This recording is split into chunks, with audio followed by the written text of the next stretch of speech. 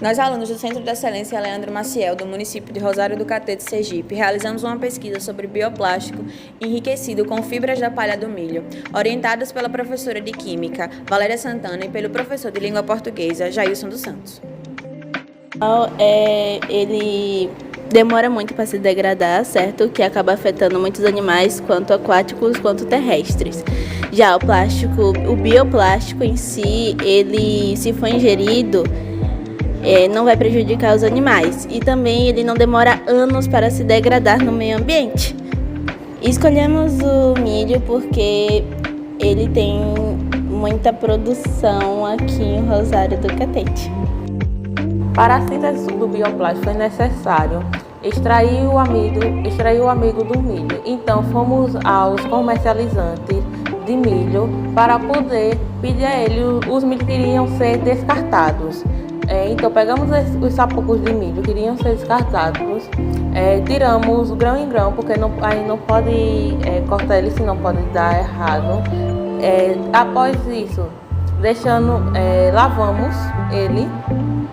Após a lavagem, botamos no liquidificador com água fria, trituramos. Após a trituração, coamos ele numa peneira. Após coar, deixamos ele em decantação durante 40 minutos. Após isso, descartamos a parte aquosa do licor, do amido.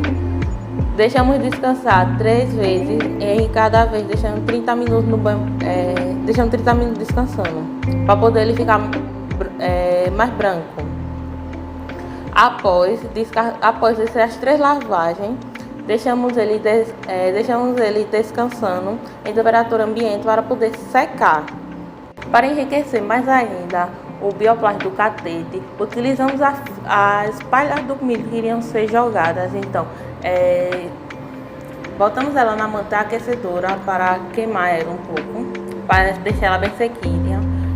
Após levando ao liquidificador para triturar. Após usamos o moedor de pimenta para poder moer e ficar tipo uma farinha, para ele ficar melhor, para o bioplástico absorver melhor ainda as fibras.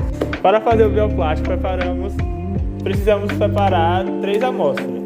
Na primeira amostra, usamos 6 gramas do amido de milho, 60 ml de água e 1 ml de glicerina e 1 ml de ácido acético, ou seja, vinagre. Na segunda amostra, acrescentamos a farinha da fibra do milho e na terceira utilizamos a farinha das fibras da palha e o peróxido. Para sabermos quanto o bioplástico absorve de água, botamos ele em 200 ml de água destilada no tempo de 5, 15, 30, 60 e 120 minutos para ver o quanto ele absorve de água, mais do que um plástico normal ou não. O bioplástico enriquecido com fibras apresentou aspecto visual heterogêneo e textura granulosa devido à adição das fibras. Primeiramente, vou falar sobre a composição do bioplástico. O amido é a estrutura do bioplástico. Quando ele é aquecido em água, acontece que eles se rompem, né? E eles se ligam a uma mistura, né? Com duas hidroxilas, né?